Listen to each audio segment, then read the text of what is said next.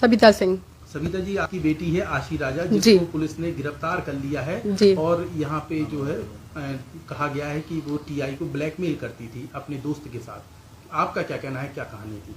सबसे पहले तो हम मीडिया से, प्रशासन से ही सवाल करना चाहेंगे कि एक पढ़ा लिखा टीआई के पद पे जो पदस्थ है अधिकारी, जो दूसरों को न्याय दिलवाता है, क्या उसको 20 साल की एक लड़की ब्लैकमेल कर सकती है?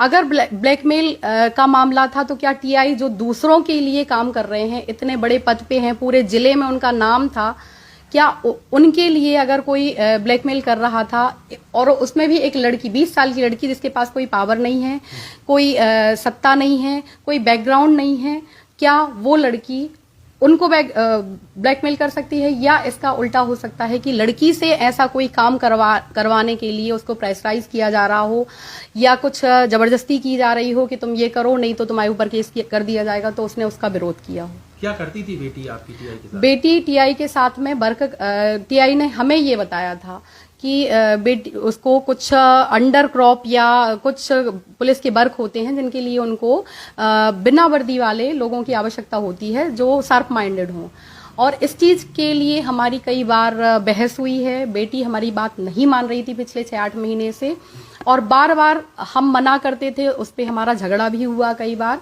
और टीआई ने खुद आके हमें बताया, समझाया कि हमारे साथ में काम करती है तो आपको कितना पैसा मिलता था बेटी को?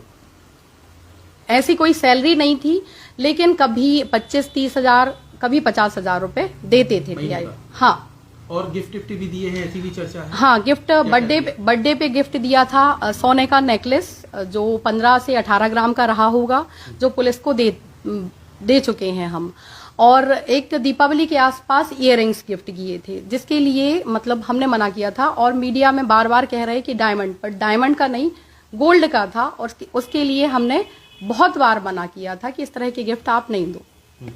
इसके साथ ही जब घटना हुई है उसके आसपास के सीसीटीवी फुटेज 2 आए हैं। प्राइवेट बंगले के आसपास आपकी बेटी की गाड़ी दिखी, दूसरा एक प्राइवेट कमरा लिया था बेटी ने, उसमें बैठ के प्लानिंग की, उससे भागते हुए भी दिखे हैं।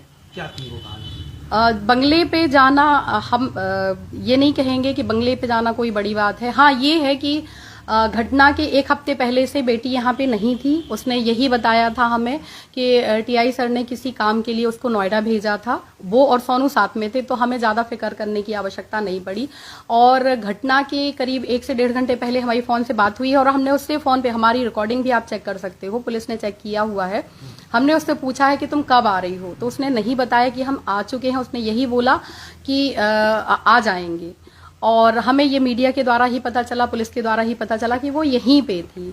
तो टीआई के घर में जब उनको, अभी जो ये मुस्लिम्स वाला हुआ था, जब टीआई को हाथ में लगा था, तो हम खुद उनके बंगले पे उनको देखने के लिए गए थे। तो उनके घर पे जाना हमें कोई वो नहीं, क्योंकि काम की वजह से साथ में उनके रूम पे जाना। और दूसरा जो रूम की बात कर रहे हो, उसका हमें नॉलेज नहीं है कि ये पता है कि उसकी कोई फ्रेंड है जो वहाँ पे किराए से रहती थी, और अक्सर वो आशी ये बताती थी कि खुशबू के रूम पे हम लोग बैठे हैं। अब आपकी बेटी ब्लैकमेलिंग के केस में फंस चुकी है, आप कह रही हैं वो गलत फंसी है, कैसे न्याय मिलेगा फिर? इसके लिए हम सबसे पहले मीडिया से अपील कर रहे हैं कि जो मीडिया में इतना गलत बताया जा रहा है, बोला जा रहा है, प्रशासन से अपील करते हैं कि प्रशासन भी सही तथ्यों को सामने लाए। पुलिस प्रशासन का हमने सहयोग किया है, बार बार सहयोग किया है।